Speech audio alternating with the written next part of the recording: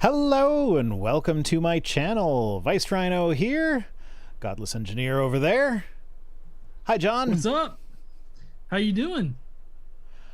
Oh, it's been a week. Yeah. Oh God, has it been a week? So my kids were at a summer camp last week, and it's just a day camp, so they're not staying the night. And it's 45 minutes away. So that's hour and a half driving in the morning, hour and a half driving in the evening, right at rush hour, right in the worst spots of the highway in the Niagara region. I almost got rear-ended by a truck one of the days because there was a construction area and all the traffic completely stopped, and I guess he wasn't looking ahead, so he had to slam on his brakes at the last minute, and he had to actually swerve off the road and up beside me. So that was scary. So yeah, no shit. Yeah, it's been rough.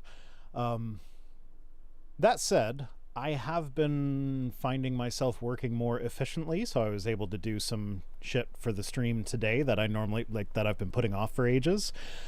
For instance, you see at the bottom of the screen we've got top super chatter and top tipper, none yet or whatever. So whoever sends me the most money gets to see their names down there. And right now you basically have to send $1 and it's yours. I don't know, that was just kind of something I discovered while I was learning all sorts of other stuff, and he's like, yeah, sure, why the fuck not? But anyways, I actually have I have a feed now. I've apparently Stream Elements has a thing where you can you can install I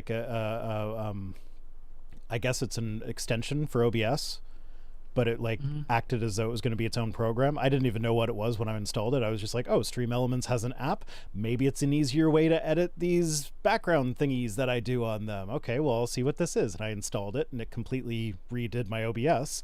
And so now I can look at super chats and stuff that have come through in the past, whether YouTube shows them on their thingy or not. So I can even replay them. So here's from when just some geeky guy sent me $10 last week.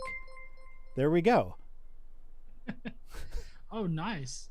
So that's a plugin for OBS? Yeah. So what is it called? I just I don't know. I just went on the Stream Elements website. There's okay. Casey sent me $10 there, said love you both.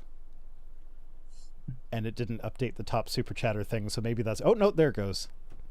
It did. And yeah, now I have them overlapping because I don't know what I'm doing apparently. Well, yeah, I mean it's a new feature that I've just been playing around with today, but like I can replay that now.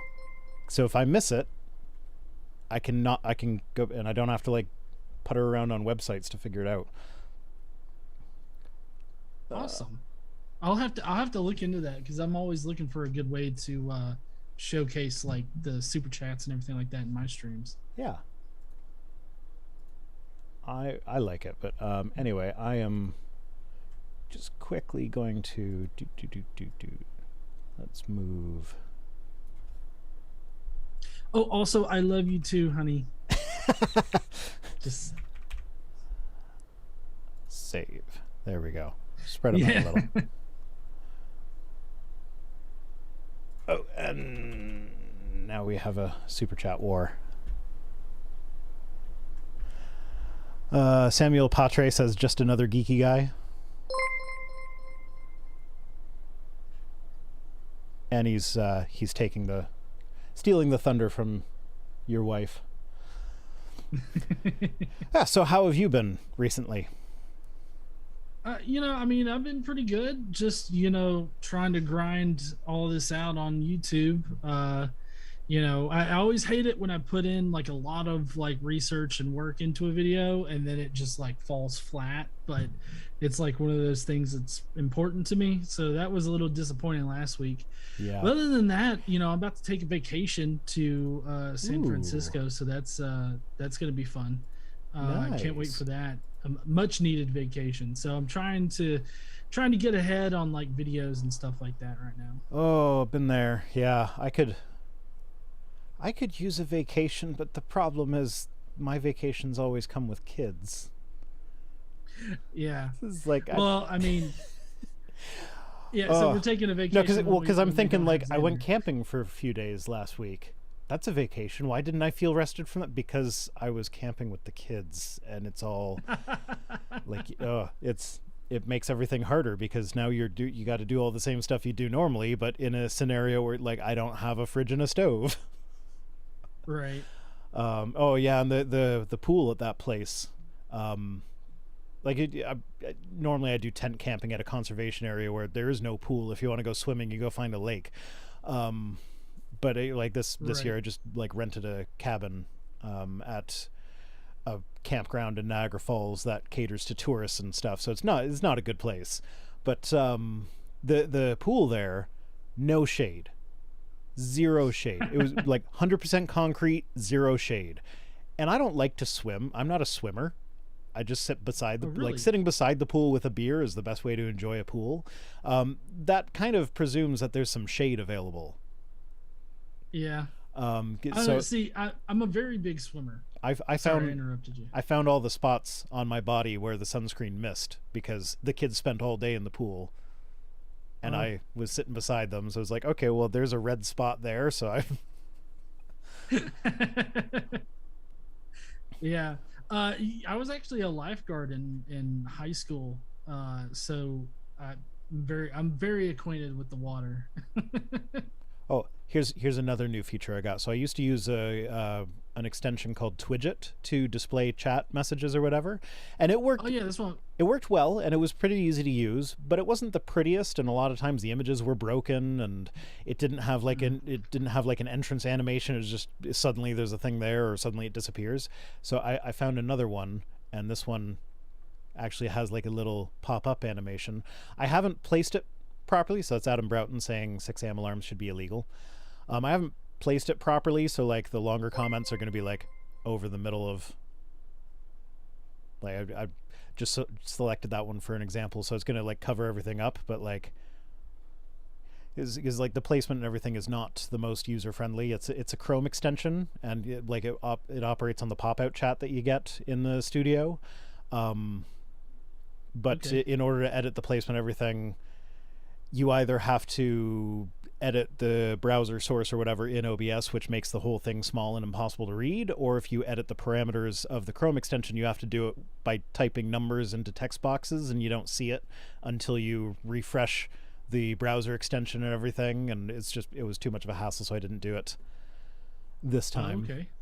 Limited Light says, oh, it's got a neat little super chat logo thingy with like a shiny thingy that goes across it. That's neat. Limited Light says, but should I do a 14er finally this weekend? I don't know what that means, but thanks for the money.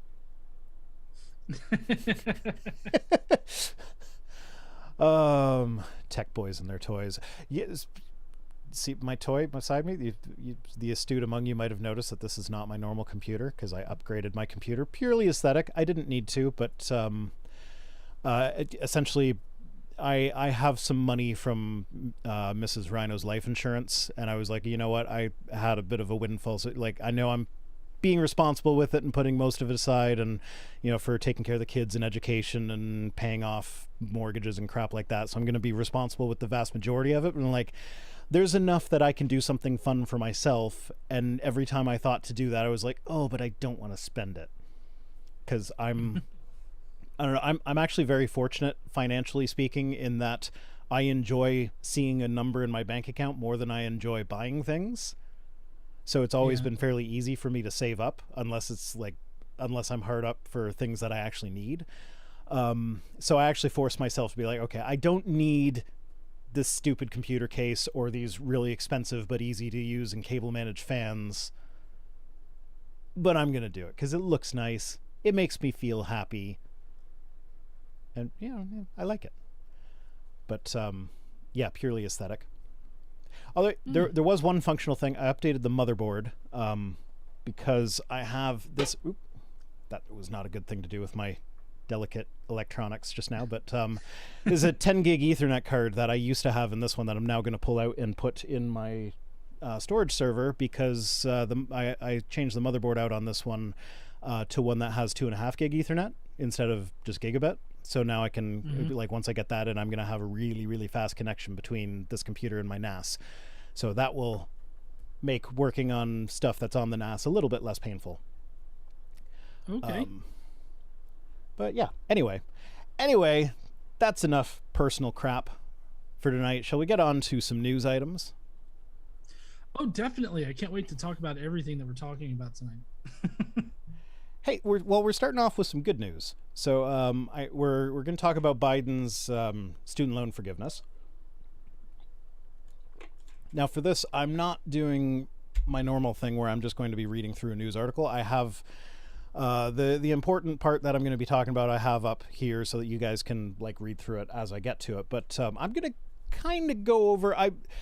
The information I'm getting, I got from P. Andrew Torres, who is a lawyer who also does a podcast called Opening Arguments. If you haven't heard of it, I highly recommend it. Most of this came from their episode on this, which I do have linked in the description, so you can... at least I think I linked it in the description. Let me make sure I remember to do that. Yes, I did. So I have this linked in the description if you want to go check that out. It's a great episode. But essentially, just to go through the history a little bit of how student loans became what they are now in the States. So in 1965, Lyndon B. Johnson signed into law the Higher Education Act, which its explicit purpose was meant to prepare the United States for a post-industrial economy and to narrow the race gap. So essentially, allow people of color to get into college, higher education, and start making more money.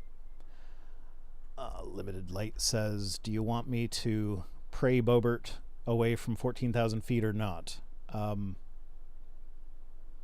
Sure. Go for it. That's do a 14er finally this weekend. Sure. Adam Broughton says, no drink tonight, Vice. That's okay. I'll have one on your honor. Sure. Go ahead and drink on my behalf. Yeah, I just didn't get around to... I don't have anything in the house right now. I've got what I'm calling a shiny Arnold Palmer. So I got a little bit of moonshine and an Arnold Palmer. I have water. You know what? I'm at the stage of my life where when I pour my water, I take a sip, and it's gross and warm, and that makes me happy. Because if it's gross and warm, that means that one of my kids poured out the last water from the Brita filter thing, and they remembered to fill it back up. Oh, okay. Because if it was nice and cold, then that means it's been in the fridge for a while. But yeah, anyway, so Higher Education Act meant to prepare the United States for not industrial work, and to narrow the race gap. So what it did, it funded college tuition grants and it guaranteed low-interest student loans. It also, like some of these grants are the Pell Grants that we're hearing about so much right now. The immediate effect was that it tripled college attendance rates. So just immediately we saw an upturn from that. Now, and in a nice little example of when you hear people talk about how all the political parties are essentially the same, we find that when we look at the Higher Education Act, it's been kind of battered back and forth between the Republicans and Democrats as, like, something that they will hold hostage when it's time to do the budget or whatever. So as an example, during Clinton's administration, Republicans held this hostage. Essentially, said, well, we'll agree to your budget, but only if you add this to the Higher Education Act, which was a provision to make convicted felons ineligible for receiving Pell Grants. Okay. And so, but if you think about it, who do you want going to higher education? Like, if I would think convicted felons, send them to school, give them better potential to get a good job in the future, and they'll be much less likely to have to resort to a life of crime in the future. PSLF wiped out 6000910 for me in June. I assume that's the student loan forgiveness? Yes. Public student loan 600,000? Wait, what? I'm not exactly sure what that, because that's not even that's a bar. Like, it's 60,000. 60,000. Oh wow. That was a mistype. Oh, maybe it was 60,010 cents. It's $60,009.10 maybe. Anyway, so yeah, the Republicans made convicted felons ineligible to do that under the Clinton administration because they kind of held the budget hostage for that. And then the Democrats did the same thing to the Republicans under Trump. Once they got and this was actually in the $600 COVID relief package. The Republicans just wanted to make sure that the checks were no bigger than $600, and as soon as they got that, they let Democrats write the rest of the bill, and they snuck this one through on page 2005 of that bill. How many Republicans do you think read that far into it? I doubt any read very far into it.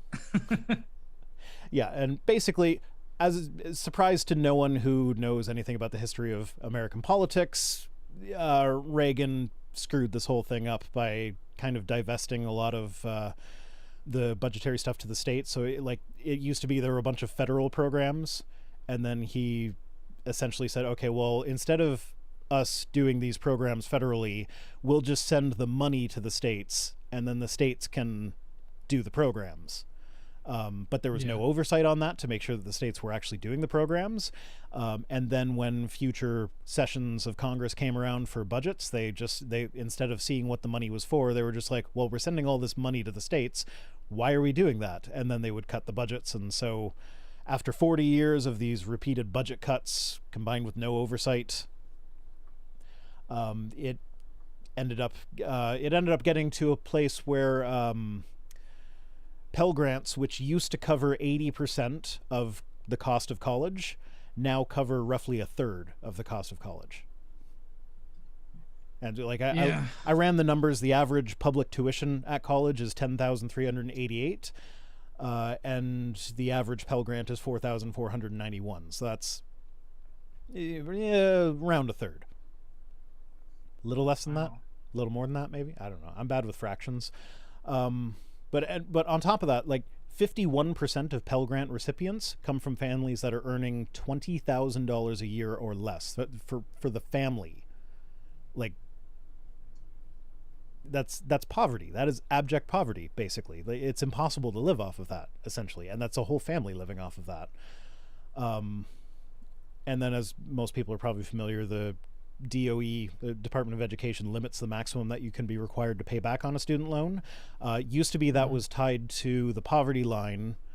You had to pay back 10% of your discretionary income, and what was considered discretionary income was tied to the poverty line. That's some of that's changed. We're going to get into that in a bit.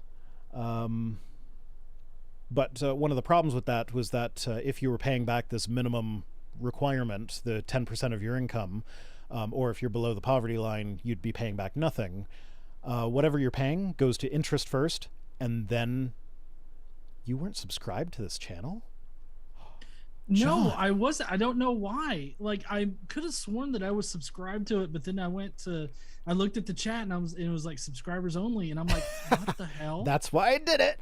No, that's not why I did it. I did that to just kind of dial back on some trolls that I was getting in the past. It's like a quick and dirty moderation tool. If they have to wait to post something, they generally don't. I mean, I do that for my channel as well. I didn't realize I wasn't subscribed. I thought I had subscribed like last time, or I thought I had been subscribed for a while, but apparently not. Well, YouTube. I know that YouTube unsubscribes people, so. Yeah, I know that there are a lot of times when YouTube seems to just unsubscribe you from channels, like if you don't interact with them a lot or something like that. So maybe that's it. I'm sorry. Does being on the channel not count as interaction, YouTube? Come on. So anyway, if you're paying back the minimum on these student loans that the DOE is like requiring that you don't have to pay back more than 10% of discretionary income, if that doesn't cover the interest, then you can be making regular payments on it for years and years and years and years. And then at the end of those years, you'll have a higher balance than you started with because they put them towards interest first. And if there's not enough to cover the interest, the loan just keeps growing. So that is terrible. And now even in this scenario, like debt forgiveness, that's a temporary measure. That helps people that are struggling now. That doesn't really help people in the future because the system is still set up the way it was set up. Pretty much. There have been some changes, but there are some deeper structural issues that still need to be addressed. Now, with Biden's plan, what we have highlighted over here, when he was campaigning, his campaign promise was to relieve $10,000 of student debt for everybody. That was his promise. Okay. Now, he could have just done the student debt thing and nothing else, and he would have fulfilled his promise. But he actually did quite a bit more than that. One of the things I learned from this podcast, the 2008 market crash, how that was partly caused by all these mortgage-backed securities that were being sold.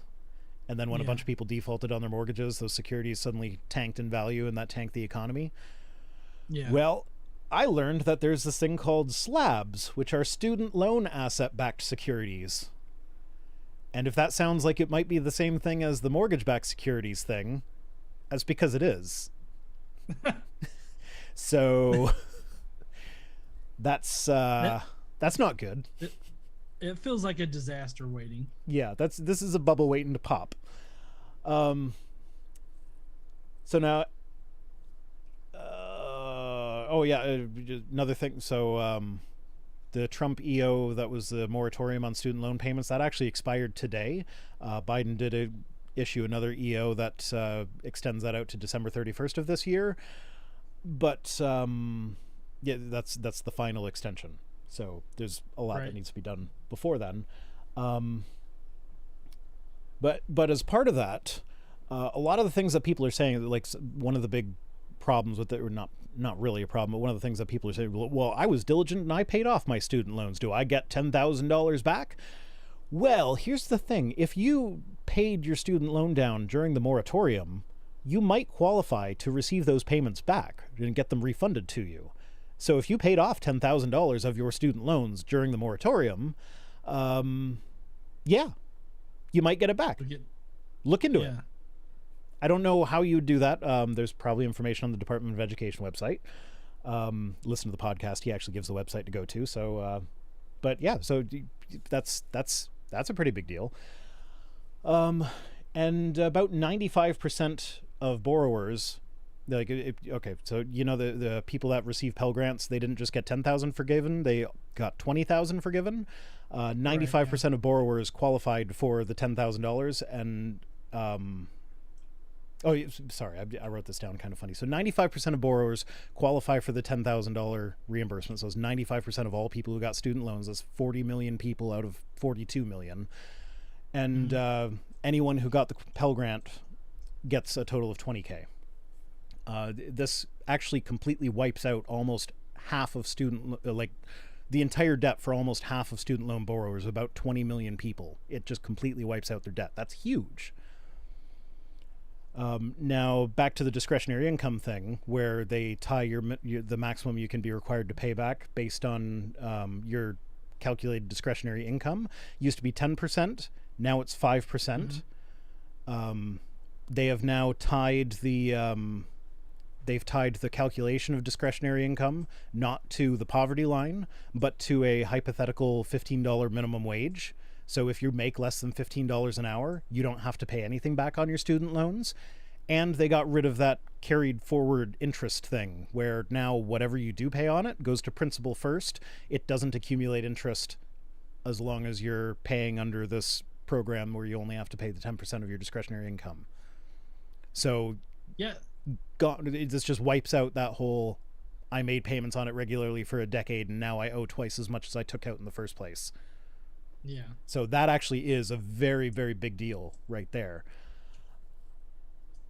Now, one of the things that I haven't heard anyone talking about except for this podcast that I'm telling you go listen to now was actually that so people say, well, Biden could have just wiped out student loans anytime, and why didn't he just wipe out all student debt? Why is he only doing 10,000? It was like, okay, well, first off, his campaign promise was 10,000, and then he's doubled that for a lot of people, and then done a bunch of other stuff on top of that. So he's gone above and beyond what he promised.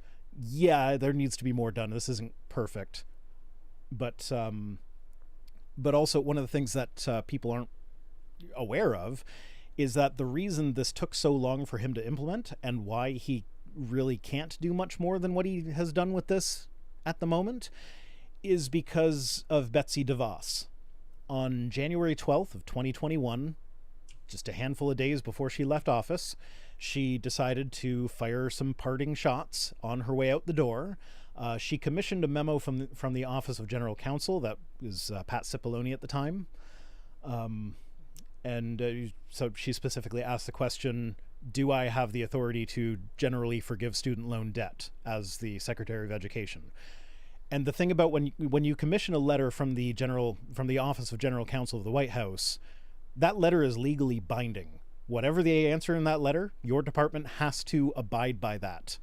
And if you want to do something different than what it says in that letter, you have to have your lawyers draft up another letter with your legal justifications and then run that past the Office of the General Counsel and then have them approve it. So there's this whole rigmarole that you have to go through in order to get around whatever the previous letter was.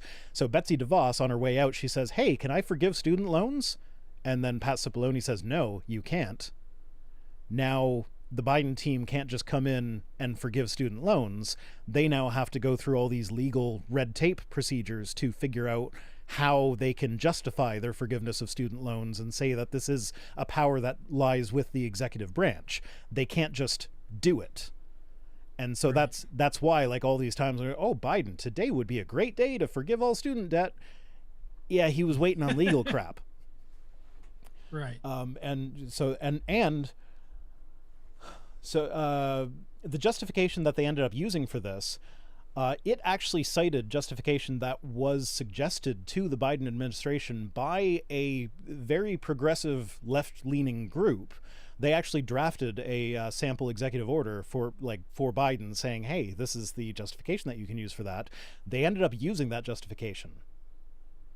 So cool. This is a clear instance of Biden actually listening to the progressive wing of the Democratic Party and taking their advice and doing more than he originally had to do. I'm not saying he's great. Obviously, I would have much preferred a Liz Warren president than Joe Biden, but we have what we have. Right. And what I kind of want to say here, that this is why it's so important. Sending a message with your vote, yes, that's an important thing, but yet the right way to send a message with your vote is to not sit out the vote or vote third party. It's to turn out in droves during the primaries and vote for the most progressive guy on the ballot. Or guy or gal. I'm using guys in the gender neutral term the same way I call my daughter Guy. Yeah. So yeah, just vote for the most progressive person on the ballot for the primaries, and then do the same thing when the final presidential ballot comes. Like there's going to be two guys that actually have a chance of making it into the White House. Go out and vote for the most progressive of those two. Yeah, the Democrats will often suck. It's Joe Biden, but Joe Biden's a lot more progressive than Donald fucking Trump. And like this is a clear indication of it. You think Trump would have done anything like this? Like, no, obviously not. It was his person that sent the letter on her way out of the office that made this more difficult for Biden, just out of spite. There was no reason for that. She had she wasn't planning on forgiving student loan debt. That was specifically so that she could put a roadblock up for Biden.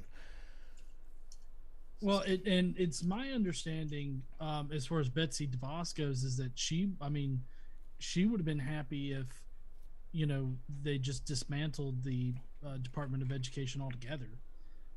Yeah. So it's no wonder that she tried to fuck everything up before she left. Yeah. So, but this is like, it's just like sending a message with your vote. Absolutely, do it in the primaries, and then. Like this is a clear example of Biden getting the message. Obviously, he's not as progressive as I would want. Mm-hmm. But like he's better than I expected he would be.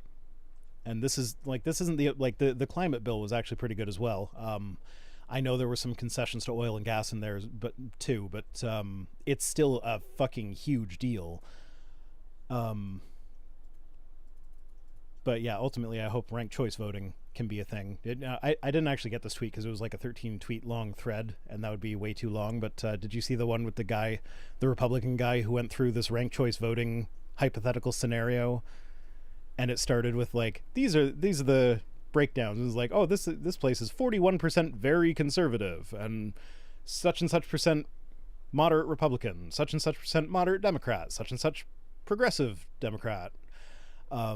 Well, and then I didn't see that. I did see a tweet where it was a guy that said this is what the future looks like with the ranked. Sorry, I can't remember the title for it. The ranked voting. Ranked choice voting. Ranked choice voting. He was like, "This is what it looks like." I'm like, "Fucking fine with me." Adam Broughton says, or Trudeau versus Harper or O'Toole or whatever. Yeah, I voted for... No, actually, no. Canadian elections are a little bit different because we don't have a strict two-party system and because we don't vote directly for the Prime Minister.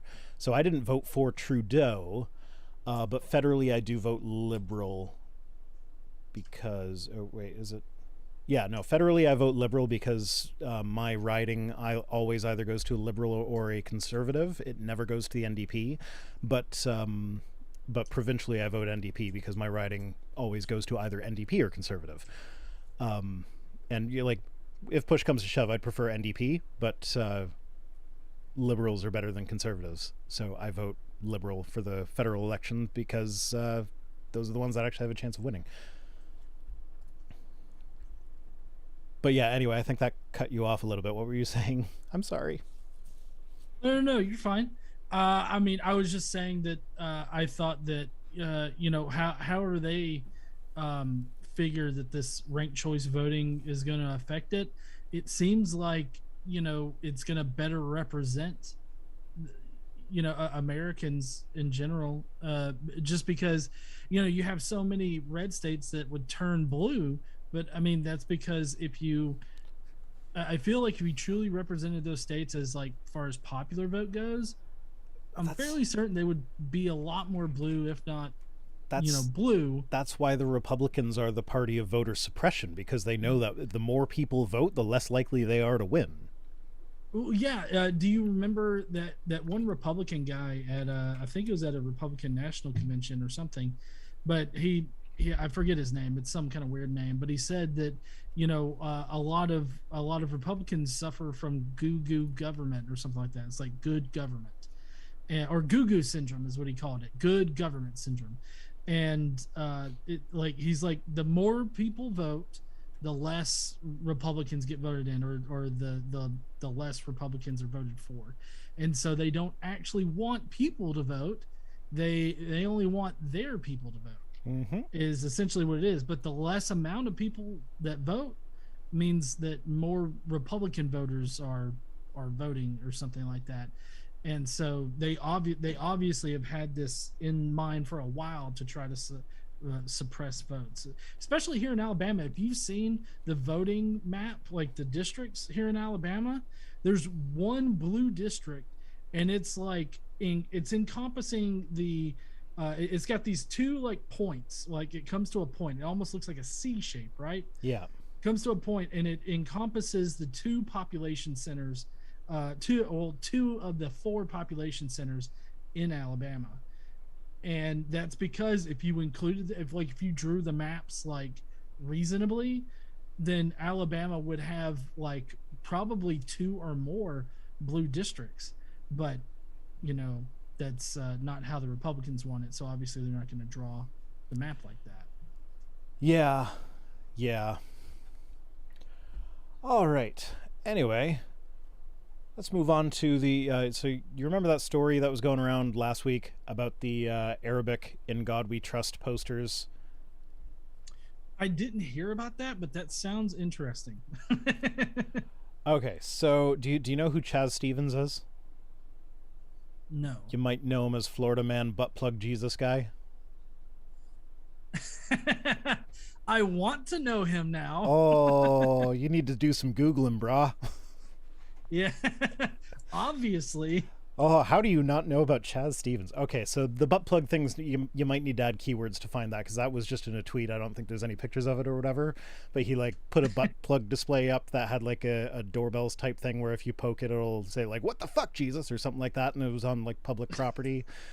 But he does stuff like that. He puts up Festivus poles beside nativity displays, including like he'll do like pride themed ones and stuff like that. So he basically trolls all these the right-wing Christian public displays or whatever. Mm-hmm.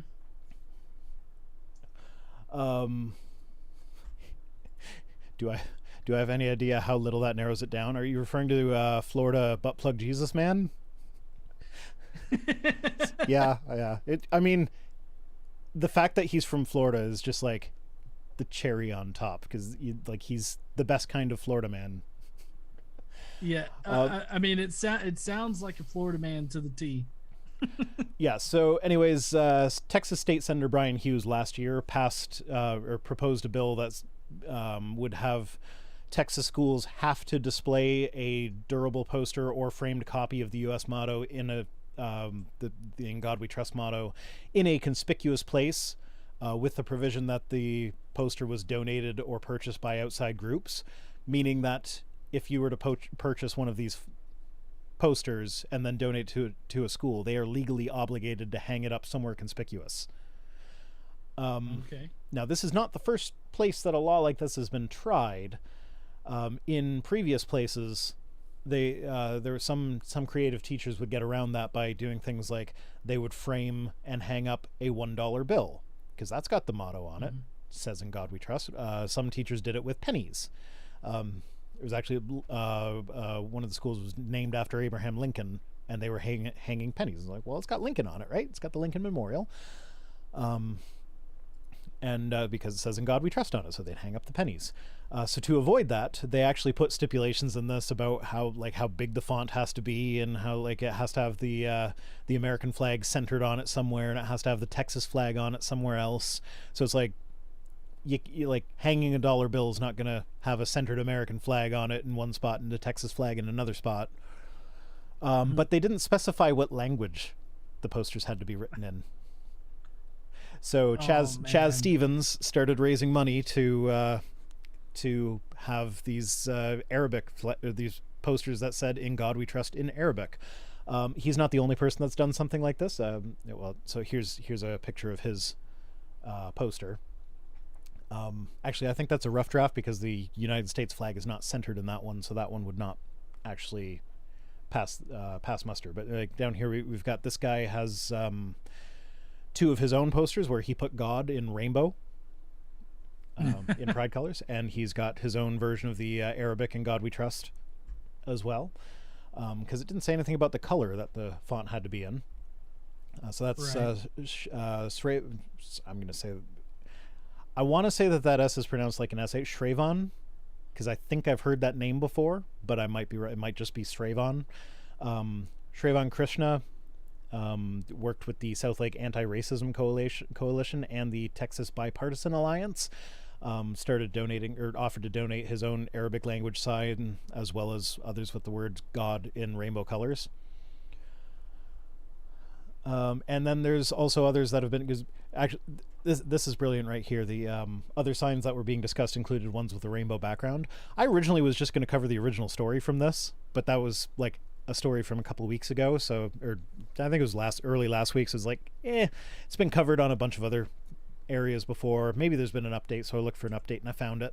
But my first thought when I saw this story was, I don't see any provisions about what colors the thing has to be, so why not just like make a pride flag that says "In God We Trust"? they would hate that. But again, they would definitely hate that. As long as it says "In God We Trust" and has the American flag on it centered and the Texas flag, schools are legally obligated to display it, as long as they haven't received one from somewhere else. So if you can find a school that doesn't have an "In God We Trust" poster hanging somewhere, you can send them an Arabic one and they have to display it legally. Well, at least that's the idea. They're asking the question. So are Texas schools actually obligated to display all donated posters that meet the law's requirements? And if "In God We Trust" is written in another language, does that meet the law's requirements? There's no clarity on that in the law itself. If we're going by the letter of the law, which Republicans tend to like to engage in what's known as strict constructionism, which is basically, if you're unfamiliar, it's essentially taking all the laws at face value and doing exactly what they say, no more, no less. So those are that's where you would have the like, oh, abortion's not a constitutionally protected right. Abortion's not mentioned in the Constitution. It's like, yeah, there's a lot of things not mentioned in the Constitution explicitly that are still protected by the Constitution. Yeah, like that's not how it works. But that's strict constructionism. Is that like, oh, it has to be mentioned explicitly or whatever. Hughes tries to get around this. Like he'll say like, oh, the wording of the law requires the poster say "In God We Trust," and it has to be in English because the bill is written in English. So putting it in Arabic means that it's not saying these exact words "In God We Trust," even if it does translate to "In God We Trust." So it has to be in English. And then he kind of backpedaled on it. It used to be like, though, they'd have to display all the posters, and like, oh, no, it just says a durable poster or framed copy. So it's singular. So if a school gets multiple posters, they only have to hang one of them. So he's trying to find wiggle room in his own phrasing to close loopholes that he didn't foresee. But this isn't the first time that Hughes has run into issues like this in his own bills. So you mean not being specific enough? And yeah, the so like in the past, Hughes sponsored a bill that required teachers to offer multiple perspectives when discussing widely debated and currently controversial topics, which I would think he was intending to mean, I want to teach creationism in schools.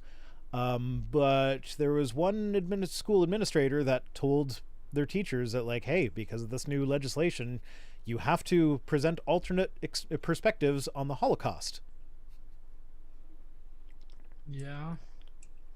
So, like, I can see where that's going. Yeah, that's not great. There was also his bill on critical race theory.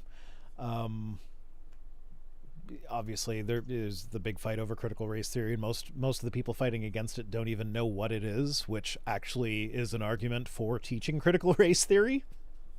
It's like, if you knew what it was, you shouldn't be opposed to it, unless you're a racist. So, but Agreed. yeah, so when he was like, most people understood his anti-critical race theory law to be specifically meant to downplay the teaching of slavery and racism. And then he came back and said, "Oh no, I'm not trying to sanitize history." And it's like, okay, well, if you're not trying to sanitize history, what's the point in even passing this bill? Smell bullshit. Darth Studicus says, "Start telling kids that the Holocaust was caused by U.S. Republicans." It's like, I mean, some of them aren't too far off from the people who actually caused the Holocaust, so...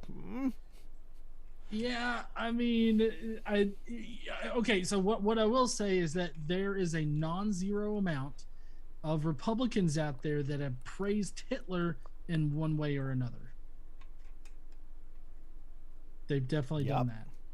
Yeah, those, like, oh, what was that? I forget who it was, but there was someone that, like, she was asked, like, if you could combine 3 famous figures into your ideal man, who would they be and for which character traits? And she chose Hitler for the charisma. It's like, could you not think of anyone charismatic who wasn't Hitler? Because I can think of lots of charismatic people who weren't Hitler. Tons of them. Droves of them. Yep. Like, immediately comes to mind David Tennant. Love David Tennant. He's fucking amazing. That guy's got charisma shooting out his ass. Like, even when he's playing the creepy bad guy that it creeps you out totally and you want nothing to do with the guy, he's just like, but he's so charismatic while he's doing it. So even if you want a charismatic bad guy, he's still the better choice because he was at least just acting. Right. Cough, MTG, cough. Oh, apparently Hitlery.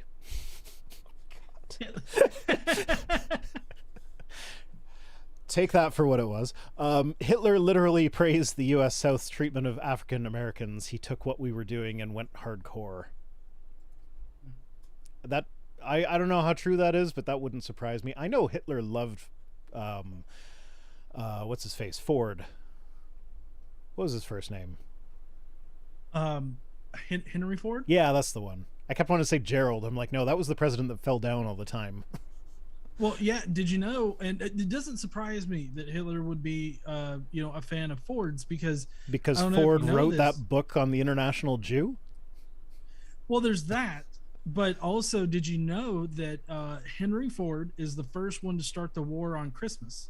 Yes, I did know that actually. Yeah, and it was to, and he was doing it as a war against the Jews. Yeah. He also was responsible for popularizing country music, because he saw that as a way to combat the African American music that he didn't approve of. So square dancing was the good wholesome white people music, or white people dancing that you could do. He was not a good man. That makes so much sense right now. Yeah. Do you know about Fordlandia? Fordlandia. Oh, I don't know if I want to know. You got some Googling to do, brah. So much Googling do. after this episode. You've been to more parts of the internet than I have. So Fordlandia, I might have the name wrong. I think it's Fordlandia. He bought some government from the it's Fordlandia. I want to say it was Brazil. Yeah, he bought some land from the Brazilian government, basically made it his own, like, industrial town sort of thing, because he wanted, in order to avoid the International Jew, he wanted to have he wanted to have like he invented vertical integration as a way to get around the International Jew. So if you're not familiar, vertical integration is when a company owns basically everything involved in the production of their product. And so he wanted full control over everything that went into his cars. And the only thing that he couldn't do in the United States was rubber, because the trees that you make rubber out of just can't grow in the US. So he started this colony essentially in Brazil as an attempt to, like, farm rubber trees. And it was so at one point there was an actual violent revolution in his little colony over the lunch menu. Over the lunch Over menu? the lunch menu, because he kept trying to feed these Brazilian workers this bland American food. And it was like, it was not even like good bland American food. It was like just slop and whatever. And he refused to let them like leave the compound to buy their own food or whatnot. And so eventually it got so bad that they actually like had a violent revolt because of what they had for lunch. And it's wild. Wow. Anyway, that was a huge rabbit trail. But that's okay. We're pretty much done with the article anyway. Point is, John needs to look up Chaz Stevens and Fordlandia. Chaz Stevens, Fordlandia, got it. Yeah, so with the strict reading of the bill right now as it stands, it looks like if you donate an Arabic language poster, it has to go up. I think I forgot to mention, my daughter did my fingernails tonight. She did it specifically for the stream, so I'd be in trouble if I didn't mention them. Because she's gonna. I saw them. I saw your fingernails. I thought they were pretty well done. Yeah, I think she's using me to experiment, because I've never seen her do patterns like this before, and she's like kind of doing like different patterns on each of my nails. So I think she's like, oh well, I'm not going to be good the first time I do it, so I'm going to do his nails with that before I ruin mine. I'm the guinea pig. Okay. Next story. I'm not adjusting the crop for the title because the crop's good for the actual article. But a Bible camp staffer performed a useless exorcism on an injured child. Now, this actually kind of hurts me because I have a confession. I sent Lily to a Christian summer camp this year. It was an overnight camp. And basically the reason I did it is because they're bloody cheap when compared to everybody else. Yeah. Because it was like $400 for the week, whereas any other overnight camp was like $2,000 for the week. Yeah. And it's a camp I went to as a kid, so if it's anything like when I was a kid, it actually is quite fun, and the religious stuff is kept somewhat to a minimum. And also from, like, if you listen to the Bible Through a Child's Eyes, my podcast, link in the description at links.vicerhino.com, I'll have a link to that at. She's not going to fall into the religious trap at all. Like, she's in no danger of that. So I'm not really worried about her coming home a Christian all of a sudden. But stuff like this concerns me, because probably the reason they're so cheap is because they don't need to worry about having like licensed people there. Like, well, it's never like, I'm not afraid of like Xander becoming Christian or anything like that. But I mean, I would be a little timid about sending him to some kind of like Christian camp or something like that, just because I know how mean kids can get, how mean adults can get, especially when you have somebody that doesn't believe the same as they do. Oh, she just played along the whole week, and that's good. Like when they they had like a written assignment at the end of the day where they had to like say things that they would thank God for, and how they could grow closer with God and stuff, and she would just like make shit up for it. And I actually had to have a chat with her on like after I dropped her out. As she was like playing around in the field, she like tripped and ran. Oh Jesus! I was like, sweetie, about that. Like, I don't care that you said Jesus when you hurt yourself, but they might not appreciate that here. She's like, oh yeah. So, yeah. And that's not one that she picked that one up on her own, probably from school. I don't know where she got that, but and it's I gotta be honest there, Vice. Xander has come home saying different things, and I don't even know what, like, I think one time he was like, yeah, these shoes are straight dripping, they be bussing. And I'm like, the fuck are you saying? Yeah, that happens to me all the time. Logan Fisher says that's so cute. I with me giving her the talk, we're like, don't use Jesus' name in vain while you're here. Yeah, but the thing is though, like, my kids all know that they're not going to get in trouble if they swear with me. Like, I've taught them that it's not about the words that you use; it's about the intention behind the words. So, like, if you stub your toe and go shit, like, yeah, whatever, it releases some endorphins and makes your toe feel better. That's fine. But they still don't swear. For ages, like, anytime they heard me swear, they'd be like, oh, you said a no word. I'm like, no, I didn't. I just swore. It's fine. Anyway, on to the article that makes me feel bad for sending my daughter to a camp. Now, to be fair, the camp that she went to is run by a much more liberal church than the camp that's talked to here. I don't think they would have hired this guy. But it's still a church. Anyway, so guy performs an exorcism. One mother whose child witnessed it said that, like, this 14-year-old kid now needs counseling because of this event. While the Christian leaders of the camp were defending it by saying it was a true spiritual experience. It's like, if child abuse is a true spiritual experience for you, you need to, like, examine your spirituality. Yeah.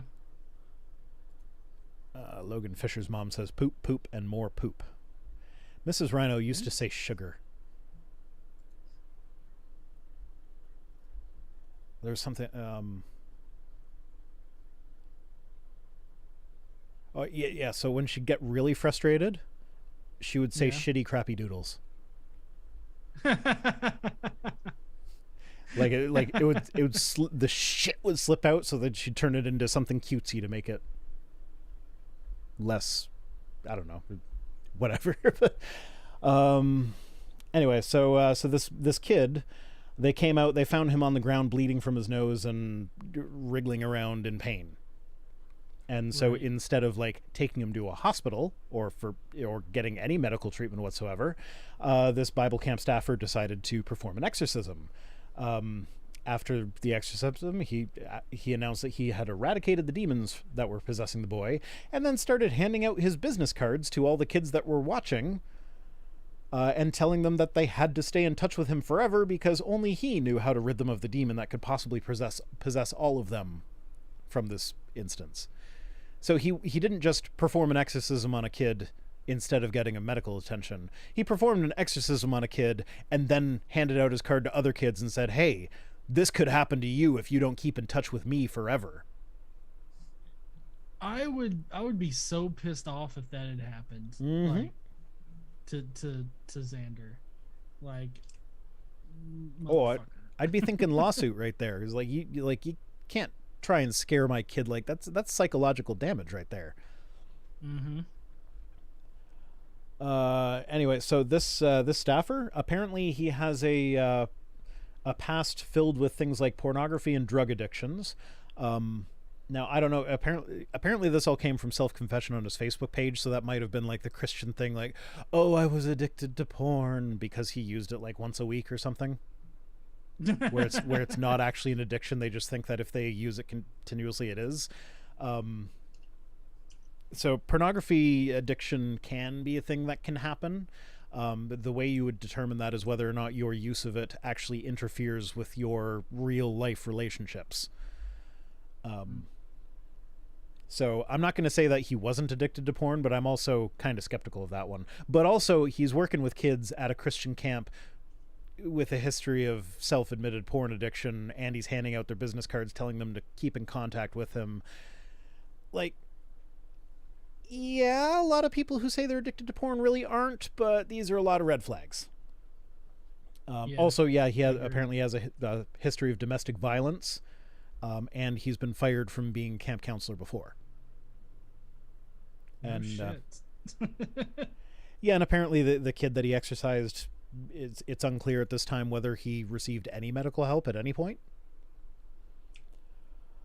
Bunch of kids went home, or like, this was, I don't know exactly what he did from the exorcism, but I do know that like occasionally people die during exorcisms because they get violent and abusive, and the person performing the exorcism will often ignore pleas for help from the person they are exorcising, because that's the demon trying to get them to stop before it's done or whatever. Right. So they are actually dangerous procedures that don't actually do anything. But yeah, so like we what was I gonna say? So yeah, so the kids that saw this, like, I don't know how he did it, but it had to have been pretty bad for these kids to have been like, no, I need to go home now. I'm not staying for the rest of Bible Fun Camp. I want to go home. Yeah, So I mean, so I would I would hope that any kid that is approached by somebody that was like, hey, I know this kid just got hurt, but a demon could have escaped and inhabited your body. Here's my card. Keep me in mind for the rest of your life. I would hope that most anybody would be like, get me the fuck out of here. mm-hmm. Well, yeah, maybe if they believe that stuff, then like, hey, there's demons hanging around here. Let me go home. Right. So this a lot of this information, like his journey to Jesus, which included all the details about his history, came from his Facebook page, which has now been deactivated. He was originally anonymous, but he has now been identified as Carlos Dirksen. Okay.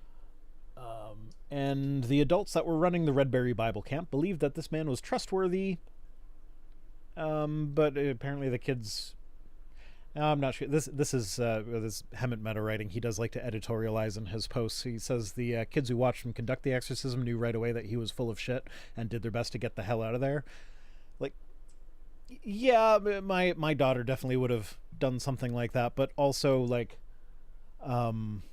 it could be if they really believe that stuff, that they're now scared of demons and want to go home where they haven't seen demons before. Why don't demons mess with me? I don't believe in them. Well, here's the thing about that. So I have some mental health issues. Most people are probably aware I have been recently diagnosed with ADHD. And I when I got my diagnosis, I also scored pretty high for depression and anxiety. Like, not high enough that it was like immediately these are things that we need to start treatment for now. It was more like you're close to needing treatment for these, so let's keep an eye on it sort of thing. 3 hours of driving through nasty traffic did not help that. But yeah, mental health issues will often be the demons that they say you have. So like, I'm not going to go into details, but I did have some issues last weekend that were related to the anxiety that I had from all this extra, like, I went from sitting inside, not leaving the house for anything except for groceries and the occasional date, to having to drive for 3 hours through the most stressful traffic in the region every day. And I had some, I don't want to say an episode, like, I don't know. I'm not going to go into details, but like, there were things that, like, if I were prone to believing in demon possession, stuff like that, it would absolutely be like, oh, these are demons attacking me, sort of thing. And that I've definitely seen sermons from preachers that would reinforce those sorts of ideas, and they would think that, like, oh, well, the reason atheists struggle with mental health so much is because they're being attacked by demons all the time and they don't have the power of Jesus to ward off the demons, when in reality it's just, if you're not being told that mental health stuff is demons, then you're just more likely to go and get actual treatment for it. Yeah, it's much harder to actually deal with the issue than just I'm trying not to be derogatory about it, but just sort of I guess just ignore it. Like, I feel like that's what in that particular situation is the only, not really a benefit, but it is the only result, is that, you know, it makes it easier just to ignore the issues rather than actually deal with them. Yeah. Air in the chat says, I just started the process to try and get ADHD diagnosed. I just did the intake yesterday. That's thanks to you, Rhino. Thank you so much for sharing. I'm glad that I could help, because mental health is a very important thing, and it's definitely been helpful to me to know why certain things are the way they are for me. Like it's still hard, but like, you know, now when I look at the mess that is my house, it's like, yes, I still need to clean it. Yes, I need to figure out a system that works for me or something like that. But now I don't need to be like, oh, well, I'm just being lazy. Now it's actually like, oh, I know there's actually like things wrong with my, well, yeah, I don't have executive function as much as I should. So there's stuff that's not happening in my brain that would make these things easy. And the guy who actually turned me on to the idea that I might have ADHD, so got me to go and get diagnosed, he also has a thread on habit formation, and I related to that pretty much perfectly as well. Like, that's why I got diagnosed, because every time he posted a thread about what it's like living with ADHD, it was like, that's what it's like in my head. So eventually it's just like, okay, if I feel like I identify with every single one of this guy's threads on what it's like living with ADHD, maybe I have ADHD. So I see, now I don't even remember what I was saying. Messy house. Diagnosis. You were talking about driving in your car and being very being a little overwhelmed, and you could see how that would easily be mistaken for like demon attacks. Yeah, and I think how this relates back to the thing. No, like kids can now think that demons may attack them in the future or something like that. Yeah. Well, I think where I was maybe going with that was that. Oh yeah. So no, with regards to like getting yourself diagnosed. So this guy in the chat saying he's going for the diagnosis. Just having the diagnosis is helpful in that I don't beat myself up as much. Like, I still do, because it's hard not. Oh yeah, habit formation. So ordinary people, when you don't, like neurotypical people, you form habits. So you just start doing stuff without even thinking about it. And so he's got this guy has this big long thread on how habit formation in ADHD doesn't really exist. Like, every time you do something, you have to put mental effort into doing it. Nothing's just automatic. And it's like, yeah, that's kind of true. Like, there are days when I don't brush my teeth until like 4:00 in the afternoon, because I just didn't think to brush my teeth. And 4:00 in the afternoon is when I ran my tongue over my teeth and went, ew, that's gross. Because it's not a habit. Because habit formation doesn't happen in the same way.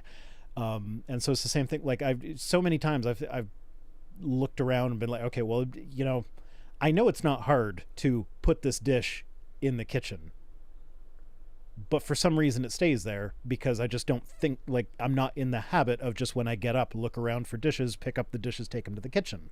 So I just don't know. Like, I think to take it into the kitchen when I get up, and then by the time I get up, I've forgotten about it, and I don't have the habit to just look around to try and remind myself. And so it's helpful to know that. So now I can try and figure out ways to to trigger my memory of things that I need to do. This is where, like, post-it notes get along great with ADHD people. There's like, because you put something somewhere where you look frequently to remind you to do something that for most people would be habitual, but for me is not. Anyway, I'm off topic. I think it's time for some tweets. Okay,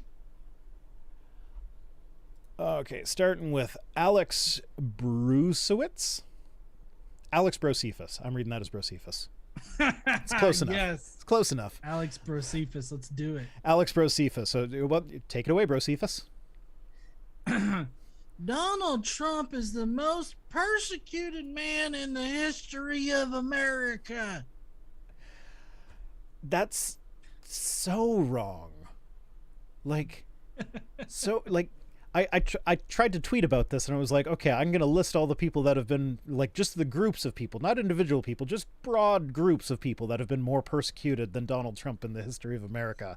And it's like, no, there's not enough room in the tweets, even for broad groups of people. Like, it's like, there's the Native Americans from the Trail of Tears. There's the Native Americans from all the other times around that same time that weren't explicitly on the Trail of Tears. Any black people from before slavery was abolished. Any black people from before segregation was done away with. Which apparently Alabama just had wasn't there like a commission or something just started in Alabama because they found that there were a bunch of schools that were still segregated? So yeah, basically, yeah.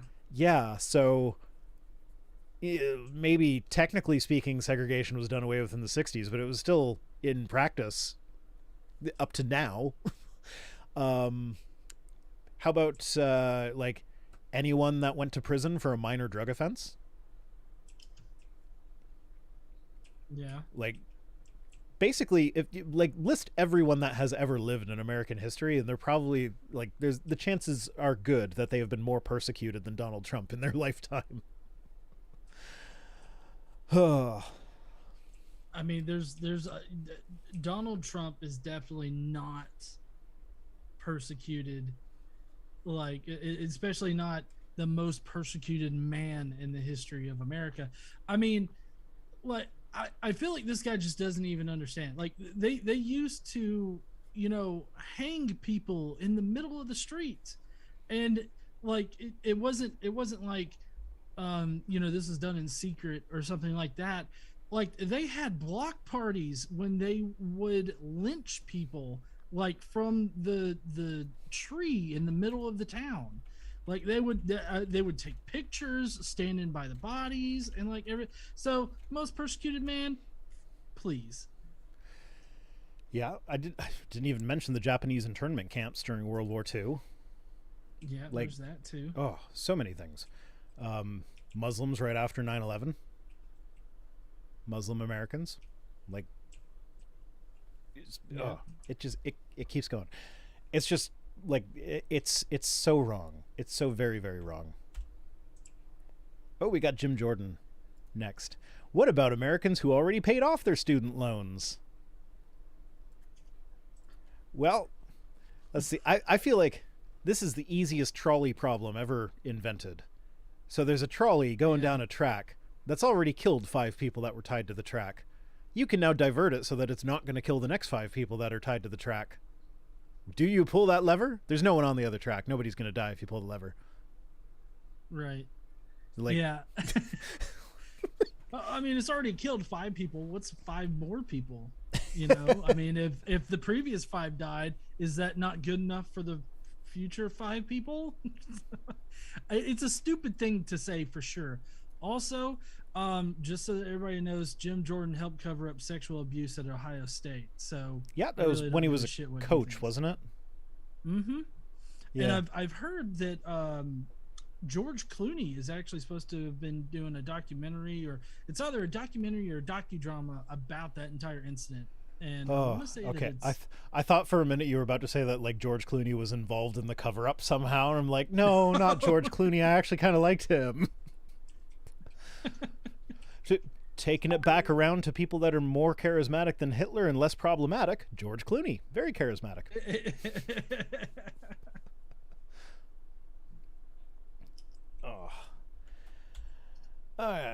Kevin Sorbo.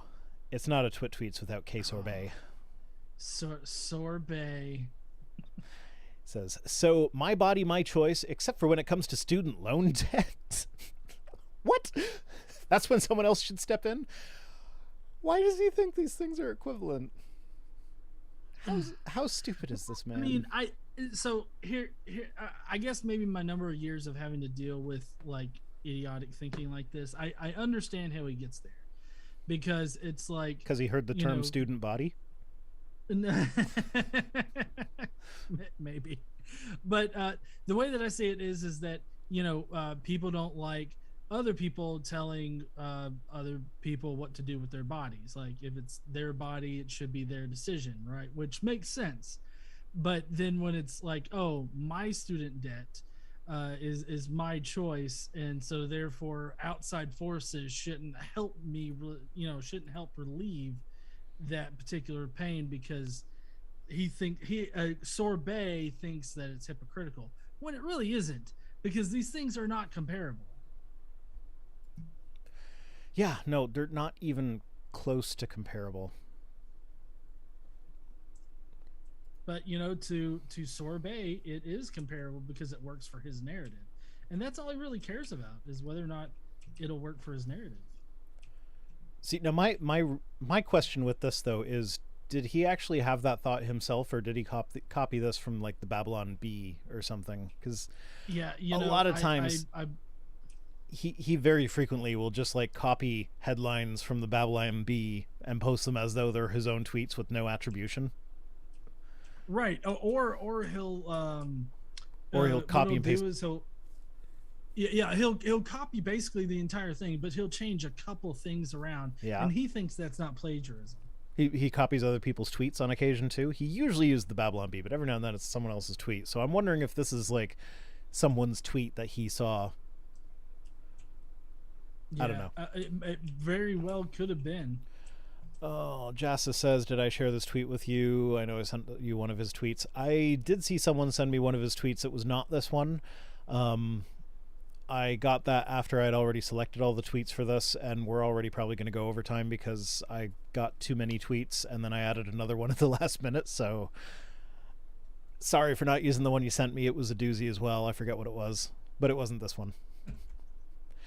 PragerU says, you are responsible for your own health, not the government. To which I say, oh, they finally understand that a person's decision to get an abortion is between them and their doctor, and the government should not play a role in that. Right? That's what they're saying? No, not at all. You're being far too kind. Yeah, no, I watched the video that they linked in the reply to this. It was the, Canada's healthcare system isn't that great at all, ever.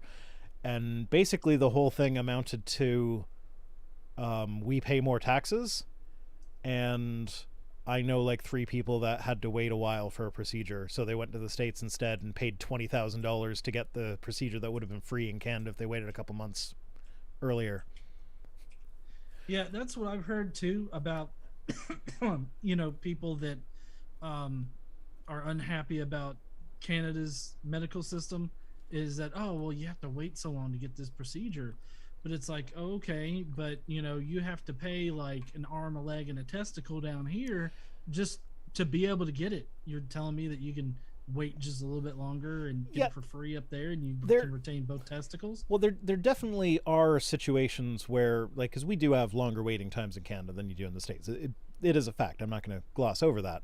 And there are definitely times when there are times when that delay could be life-threatening if you have something severe. Now, generally speaking, they do kind of triage you and they bump the more urgent cases up to the front of the line, but you can't always do that, and sometimes there's too many urgent cases for how many doctors there are.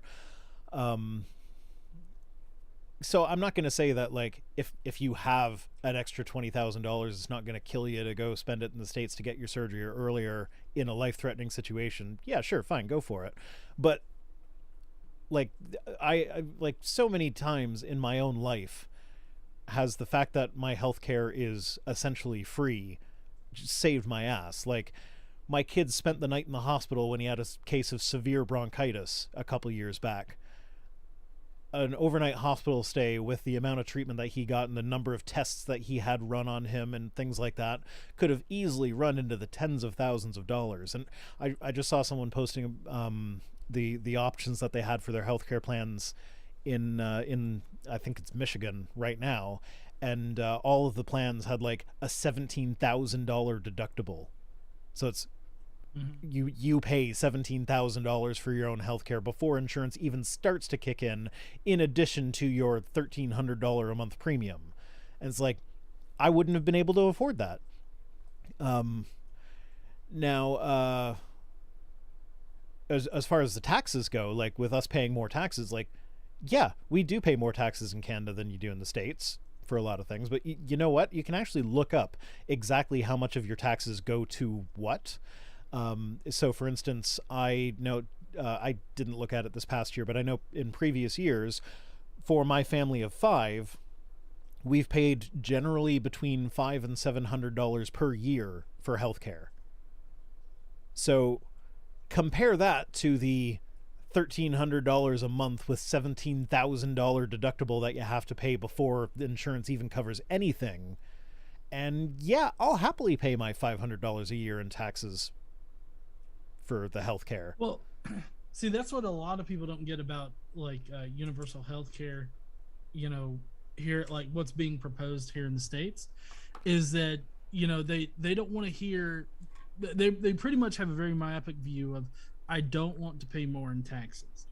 But the problem is that, if you remove what you're currently paying for insurance and you remove that from being need to be paid, and now you're just paying a little bit more on your taxes, then I'm not going to speak for everybody's situation, but I would think that most people would come out either even or doing better as far as like how much how much overall money you're making like after taxes. Yeah, Adam Broughton says usually our healthcare issues involve provincial politicians moving to the right, a la Doug Ford, Mike Harris. I will push back on that a little. I mean, you're not wrong, but also like Ontario has some of the shortest wait times for procedures and stuff like that, and that's where Doug Ford is. But I don't think that's necessarily because right-wing politics equals shorter wait times. I think that's more just Ontario is where most of the people in Canada are, and that's where most of the doctors go, and that's where most of the research is done, and that's where most of the universities are. Like University of Toronto and University of Waterloo are both major players when it comes to medical advances.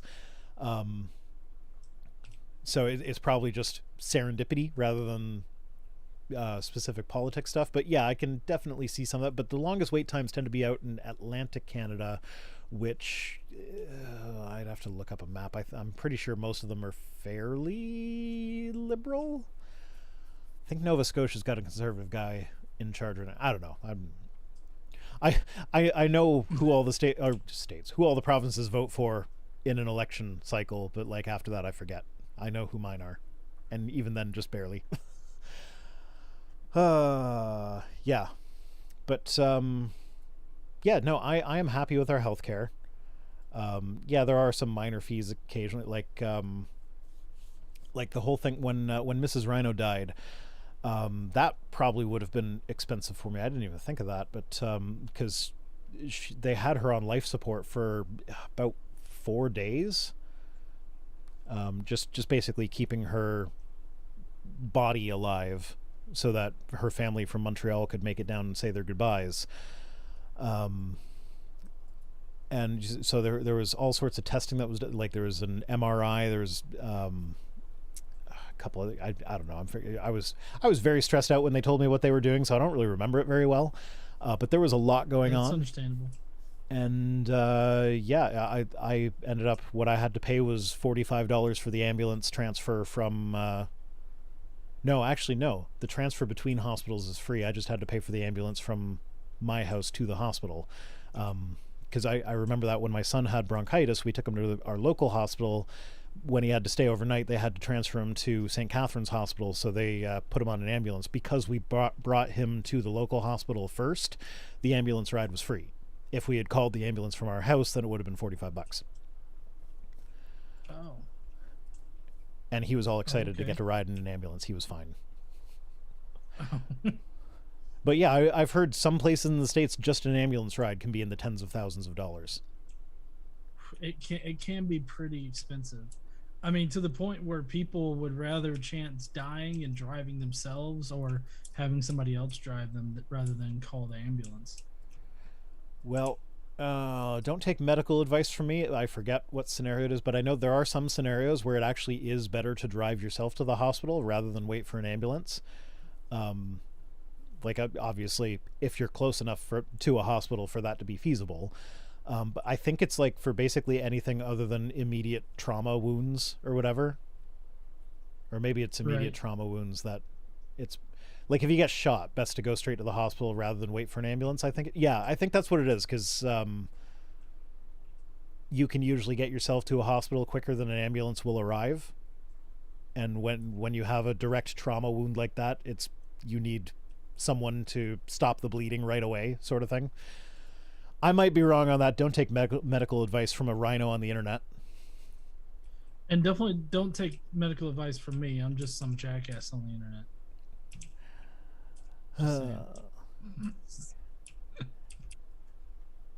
Annie says, with my insurance, an ambulance is $1,000. That's a lot of money. Oh, it is, yeah. All right. Hey, you know this S.J. Thomason person? Oh, yes, I do know that. She who shall not be named. Oh, should I have censored out her thing? Oh, no. That's something that I've called her. I know. Yeah. I'm in on the joke. Okay.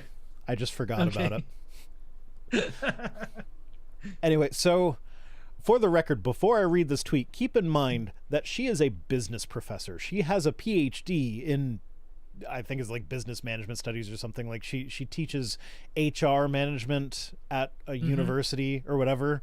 So like she should know the basics of economic systems. $650 for EMT, $30 for Uber. If Uber's going to be quicker, depending on what it is. Anyway, so communism is the passing of debt from one group to another. No, it isn't. Biden's plan to pass $10 billion in college debt to the rest of the country is redistributing income. That's communism. There's so much wrong. Like, she doesn't even, like, how is redistributing debt the same as redistributing income? That's not what that is. What? Does she think debt and income are the same thing? This business professor? Yeah, I think so. My God. But then again, you know, she's also a person that thinks that she can, you know, tell professional scholars whether or not they're right or wrong. Yeah, but she does it through plagiarism. Yeah, that's true. So for those of you not in the know, SJ is somewhat infamous. She wrote a book that when people read the book, they started thinking like, oh, this sounds familiar. And they found that she would like borrow large swaths of text from other people's blog posts, their apologetic blog posts, and she would not credit them. And it happened frequently enough that it's just like, yeah, I know all the arguments tend to be the same, but this is way too similar and frequent to be an accident. Like this is probably plagiarism. But anyway, like communism is the passing. Okay, but also she's a Christian apologist. Communism is the passing of debt from one group to another. Isn't Christianity's whole thing that Jesus has paid our debt for us? We have a debt of sin and that we are unable to pay. We are struggling to try and pay it. We just can't because we're not good enough, because all of sin falls short of the glory of God. So that's the beautiful thing about Christianity, is that Jesus has offered to pay your debt for you. Mm-hmm. That is what they teach, for sure. So Christianity is communism. According to SJ. Well, yeah. So, what is it? I believe PragerU actually did a video on that, trying to prove that Christianity's not like, it was either Christianity isn't communist or socialist or maybe both. So did they? So they address the Bible verse that explicitly tells everybody to sell all their crap and give it to the Christian commune that they were all living on. Yeah, I mean, I didn't watch it, but from what I've heard is that, you know, that they pretty much just use bad arguments, of course, to. So it's PragerU, like that's. I know that's kind of the default assumption there. Yeah, But yeah, I mean, they pretty much just brushed it off, like as if that's not what that verse is supposed to mean. They just Like jingled their keys he's over trying here. to teach something else, huh? They just jingled their keys over here to distract you. Yeah, yeah. Look at this red car over here. Is Christianity communist? Look over there. Yeah, that's always the best defense. Yeah, I just finished up a video on slavery right now, and it's another apologetic response to it. And I don't know if I've ever seen a single apologist actually address the verses in Leviticus and Deuteronomy that say that you can take your slaves from the nations around you and those can be your slaves for life that you pass down as inherited property. I don't think I've seen any apologist even so much as mention those verses. Well, no, so like, I'm sure some of them have. I get like there can't be none that mention them, but they are so hard to find. Right. Well, I mean, I know that Mike Winger, he just outright denies that there's any kind of chattel slavery in the Bible, and I haven't heard him address that particular one, but the video that I have coming out tomorrow is him addressing Numbers 31, 17 to 18, where it has the Israelites stealing a bunch of virgin girls to be sex slaves. Yeah. And he addresses that, and it's particularly bad. Well, Deuteronomy 20 is another fun one where these are part of God's law that he is laying out. So his law for when you are invading foreign cities is to offer them the option to surrender, and if they surrender, then they all get to be forced laborers, and it uses the term forced labor. Like, what is that if not chattel slavery? Oh, well, the apologists will tell you that that's just, debt servitude or debt slavery. No, I have heard some of them. I don't know how. I have heard some of them address the slaves taken in war. They usually just kind of like passingly mention it and be like, "Oh yeah, but that was the minority thing, and they were still good to them, and they still freed them after 6 years or whatever." And then they just don't talk about it. But I've never actually seen any of them address the verse that says you can keep your slaves for life. Yeah, no, I haven't either. Them addressing it or I haven't heard of them directly addressing that. The ones that I've heard have either said that chattel slavery doesn't exist, or the prisoners of war type of situation, are like that's just like the best thing to do at the time. And then another thing that I've encountered is apologists saying that these these weren't laws that God wanted to make. God had to make these laws like this because of our hard hearts. Yeah, and they use Jesus talking about divorce to excuse that. Yeah. What I find funny about that is that in the Exodus story, the laws about slavery are literally the next things that come out of God's mouth right after the 10 Commandments. And this is this is within months of the Israelites being freed from slavery in Egypt. You'd think that if a culture was at any time going to be ready to hear laws just outright banning slavery, it would be right after they were all just slaves. And they'd be like, yeah, I remember how shitty that was. So sure, I'm not going to do that. Like, that would be when they would be most receptive to it, I would think. Mm-hmm. KC says enslaving them is better than killing them. But Deuteronomy 20 also... So at the end of the Deuteronomy 20 thing where it says that you take them as forced laborers or whatever, and if they don't surrender, then you kill all the men and then take the women and children as forced laborers. Well, it doesn't say forced labor for that. It actually says slave. So you can imagine what they were using them for. The next segment is like it actually ends with like, this is how you're to treat cities that are far away from you. And then the next paragraph is how you treat cities that are close to you. And the way you treat cities that are close to you is you just kill all of them. Don't keep any of them as slaves. They'll tempt you away from God. You kill all of them. Yeah. So,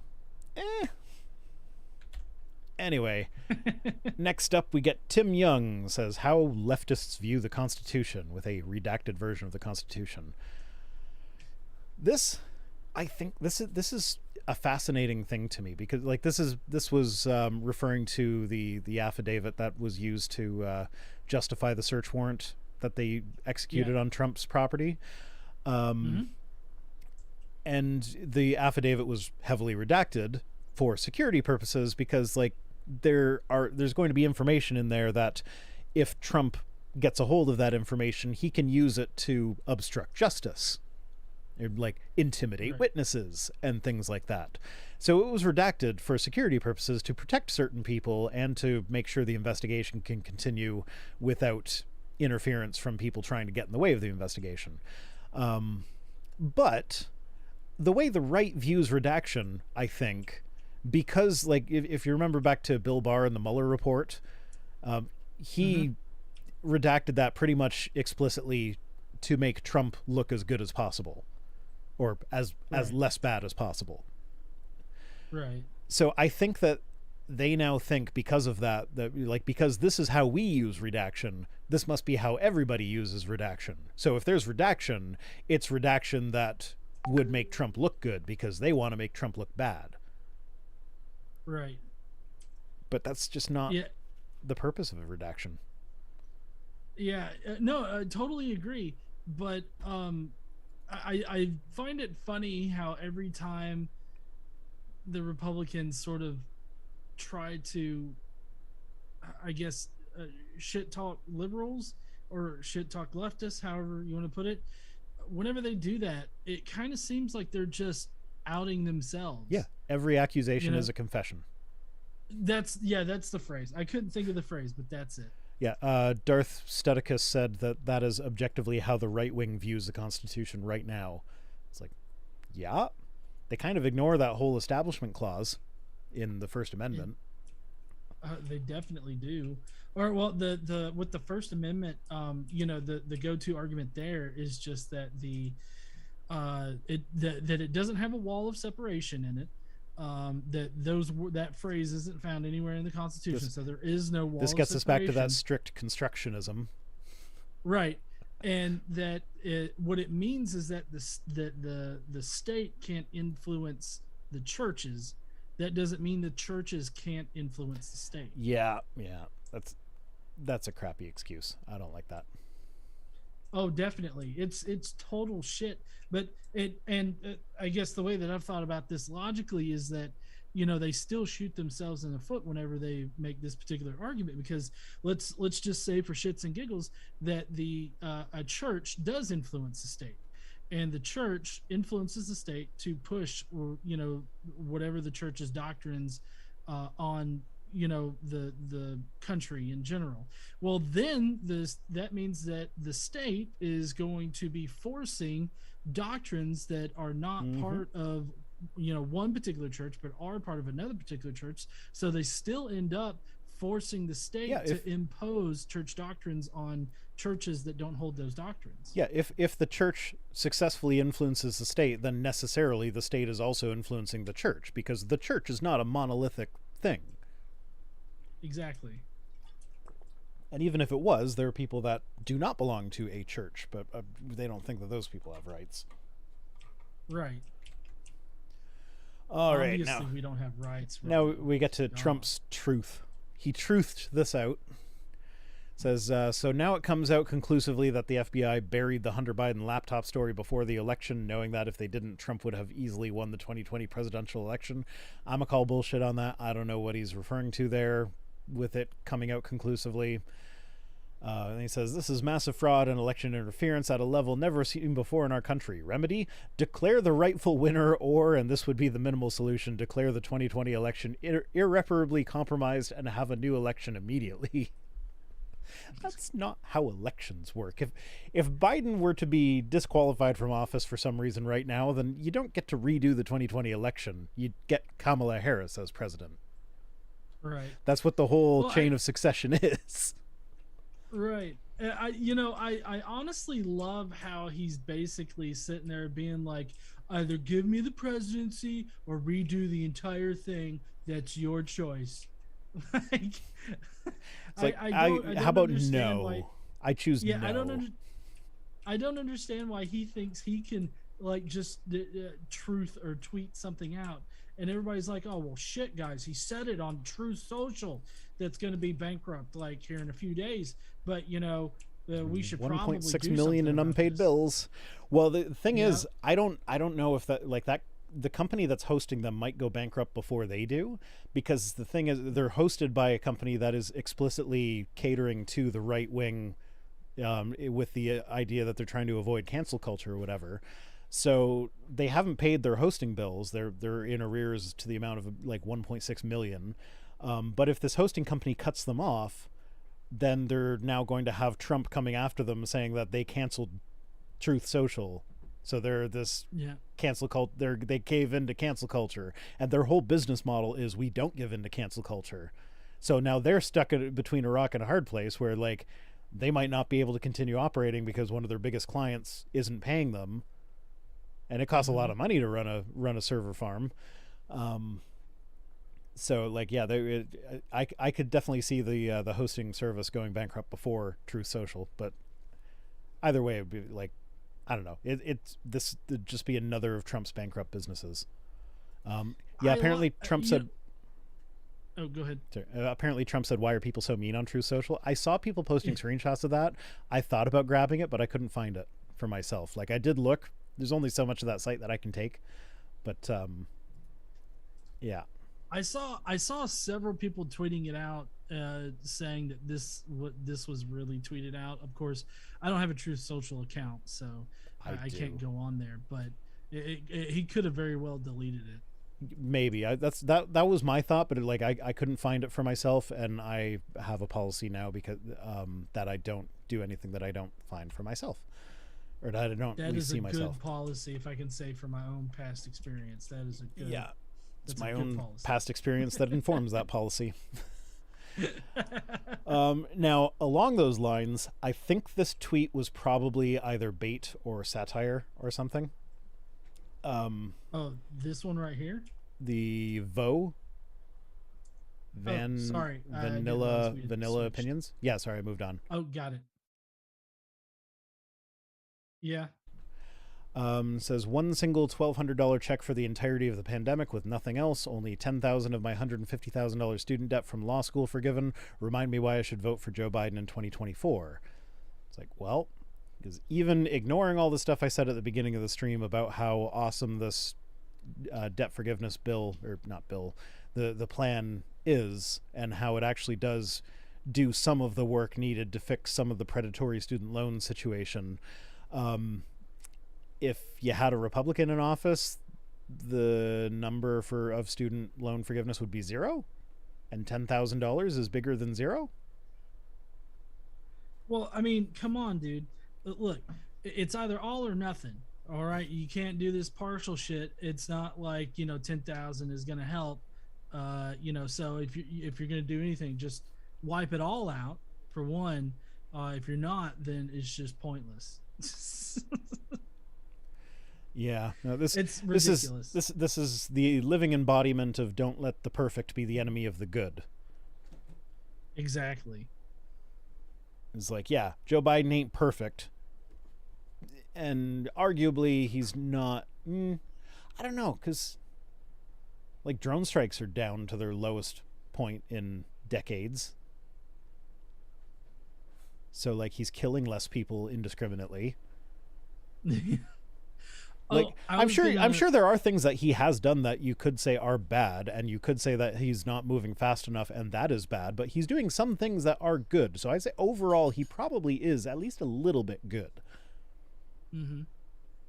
But all these people, which I know that you think this might be a Poe tweet, but all these people that have like this super that are super against the student loan forgiveness, I did not hear like one peep out of hardly any of these people when the PPP loans were forgiven, or No, any of that. that's my favorite brand of tweet right now is the people complaining about student loan forgiveness to immediately have someone post the screenshot of their PPP loan forgiveness Yeah. information, because that was all public. Yeah, anyway, I think this is this the last one? Yeah, this is the last tweet for the night. This was the tweet that I added at the last minute because it was just, and this is one of the ones that I was like, okay, I need to verify this for myself. As I saw someone else post a screenshot, and then I went and took my own screenshot. The House Judiciary GOP retweeted. So Kyle Cheney, this other person, tweeted out news. DOJ's new filings include photos of the classified documents found at Mar-a-Lago on August 8th with a picture of a bunch of highly classified material just lying on the floor that they took. Now, I don't know if they like spread out the pictures, spread out the material in order to take that picture to just kind of give an example of it, or if that's how they found it. I don't know. I'm not making a claim one way or the other. But the House Judiciary GOP's take on this, when they see all this top secret information, was be like, oh, that Time magazine cover was a huge threat to national security. I don't see what the big deal is. Like, excuse me? Like, yeah, no, the Time magazine isn't the big deal in this picture. Technically speaking, that does belong to the National Archives, not Trump. But yeah, I don't think we're worried about that. No, definitely not. I mean, it's all of the top secret, like stuff that's on the floor. And I mean, it's so crazy that he was allowed to just walk out of the White House with that. I mean, there was a girl, I want to reality winner. I mean, I believe she stole like one document and like leaked it, and I think it was something about the Russia collusion, I believe. But she took one document and and like released it and whatnot, and caused leakage, and she had to serve a few months in jail. I can't remember exactly how long. I'll look it up real quick. Oh, apparently the House Judiciary GOP Twitter is just Jim Jordan not wanting to use his own account. Oh, is it? That kind of tracks, actually. Oh, this is definitely at his level. Yeah, and KC said, if I handled classified material like he has, I'd be in prison. Yeah, you told me all about all the classified information you were handling, including what was in it. You shouldn't have done that. That was a joke. He didn't actually do that. No. But with all this classified material, I mean, I don't think that a lot of people understand like how serious it is, this classified material, because like I've worked on classified machines before, and they literally do not want a classified machine, the power plug plugged into the same outlet as just an unclassified machine. Like you can use the power lines separate. For Ethernet, man. No, I'm not joking. You actually can. No. I know the we've got a security system on our house, and we've got power over Ethernet for them. But no, I'm talking about Ethernet over power, not power over Ethernet. Those are two different things. Oh, okay. Apparently we have someone. We have a butthurt emails person in the chat. Oh, really? KC said, if I handle classified information like that, like he has, I'd be in prison. And then this person says, not if you're Hillary Clinton. It's like, yeah, you know what? Anything that would have been on Hillary's private email server would not have been anywhere near as bad as the stuff in this picture. And like, realistically, right. Like, even if there was, sure, send Hillary to prison. Also send Trump to prison. I'm okay with that. I'll take that compromise. Yeah. So Reality Winner was sentenced to 5 years for violating the Espionage Act. Yeah. So, and that was just one document. And there's, let's see, in this thing, there's 1, 2, 3, 4, 5 top secrets, 1 secret. And I can't really tell what the other ones are. It looks like there's at least 1, 2 top secrets, or maybe not top secrets, but just secrets back there. 6. There's a shit ton of like leakage in this, and it's just not pretty. Yeah, I'm gonna plug opening arguments again. They actually go through some of the stuff that we suspect was taken from Mar-a-Lago, and some of the top secret codings that are used on them and what they mean, and like how sensitive this material is, and the fact that the idea that like the reports that we've been hearing about the CIA and FBI having like a bunch of agents suddenly get compromised and killed overseas. No, that wouldn't be the FBI. That would, yeah, like there might actually be a connection to what Trump took with these agents suddenly being compromised. So like normally that would just be like some like, oh yeah, no, you're just looking for patterns where there aren't necessarily any. Like, well, that's actually plausible with what we know he took. But anyway, we should probably call it quits tonight. Lily is waiting very patiently just off camera for me to say goodbye. We ran late tonight. Oh, okay. All right. Well, so, tell her I'm so sorry about that. Yeah, so Zamaz is still going in the comments. Says the FBI said she had classified info on her server. Yeah, I don't know, but the thing is, all the charges that were brought against, or not were brought, but all the charges that were listed on the search warrant that would be brought against Trump if they find what they were looking for, none of them require that the documents actually be classified in order for him to have violated those particular statutes. It just has to be like information dealing with national security, for instance. And like, so even if he did do the thing that he said he did, where he declassified everything and nothing was actually classified, doesn't matter. Right. Well, and I mean, he couldn't, like, that's just not how the classification process works. Like, there are things. It is debatable because the president has very broad declassification abilities. It is debatable whether or not he could just, like, circumvent that whole system and say this is declassified. So now technically it is, even if the lawyers didn't do the follow-up work. But that's not a defense in this case, because it doesn't matter if they were classified or not. Anyway, listen to the opening arguments episode on that. He actually goes over this whole thing. Like, I'm probably butchering the legal crap here, and you have more experience working with classified documents than I do, so maybe you know more than me. Well, I just I know we're trying to get off of here, but just for not president people, there's a very extensive like classification process that goes on, and it's usually never like a single person that can just decide, well, this gets declassified or something like that. So I mean, it's a very complicated process usually.